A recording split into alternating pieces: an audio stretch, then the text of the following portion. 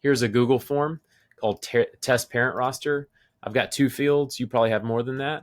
Student name, parent email. So what I'm going to do is I'm going to send this out or have it up on a laptop or put it on my web page. To put it on a web page, by the way, when you click send, if you click the brackets, here's the HTML embed code, and you can actually embed this form on your web page under the HTML editor of your web page. It's just a little button that says HTML. That's a side note, though. All right, so when the parent gets there, it's going to look like this.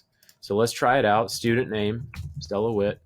Parent email, danielwitt@hotmail.com. Okay, and I'm going to click submit. All right, so let's say all my parents are done. They've all filled this out. I go back to my form. I see that I have 1 response. Hopefully you have a bunch more than that. We'll click this spreadsheet button, the green button with the cross here, and this is going to open up a Google Sheet of this. And this is an old test one. Let me delete this row. Okay, so here's my response. I'm going to delete this as well. Okay, so I've got this response here. Now, here's the thing.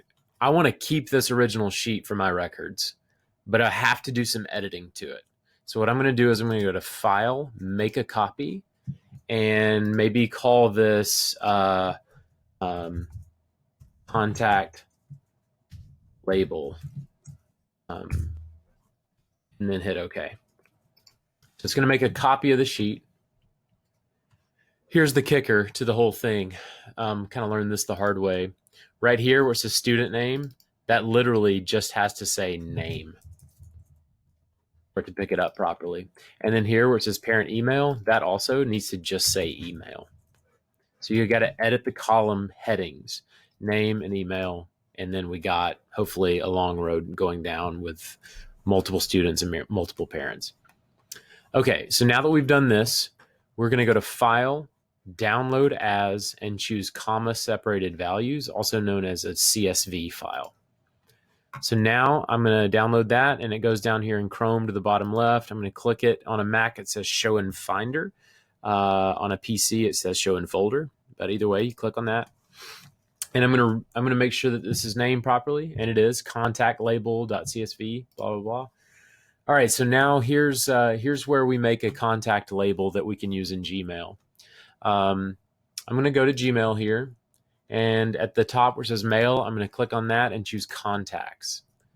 It's gonna jump me out to a new tab for Google Contacts, and actually it's gonna look like this for you.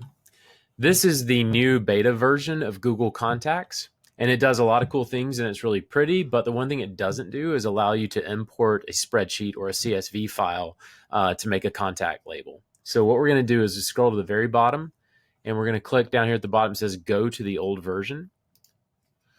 Same thing, it's just got a different look and feel and a couple of additional features that they're working on for the new version. All right, so now we see at the very bottom left a button, a little link that says Import Contacts. Click that guy, choose File, navigate to find in your Downloads folder most likely that CSV file you just made, and there it is. I'm going to hit Open and then Import. So now it'll take just a second, and it shows up right over here. It's going to be called Imported Today's Date. When I click on that, I'll see got a new contact with a new parent email address associated with it. Now, all I need to do really is rename that. So easiest way to do that, there's a way to do it here, but down at the bottom, it says Try Contacts Preview. Let's click on that. That's going to jump us back to that new good-looking beta version. And here is that label or distribution list or contact group, whatever you want to call it. It's all right here, imported A317, blah, blah, blah. I'm going to click the little pencil to rename it, and I'm going to call this first grade 2017-18 WIT. And I'm going to hit OK. All right, so now if I look up here, I have a new contact group or label called first grade 2017-18 WIT. If I click on it, I should see a full collection of all the students and parents involved.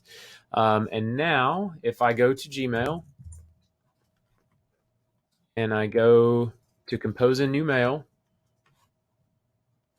let me break this out.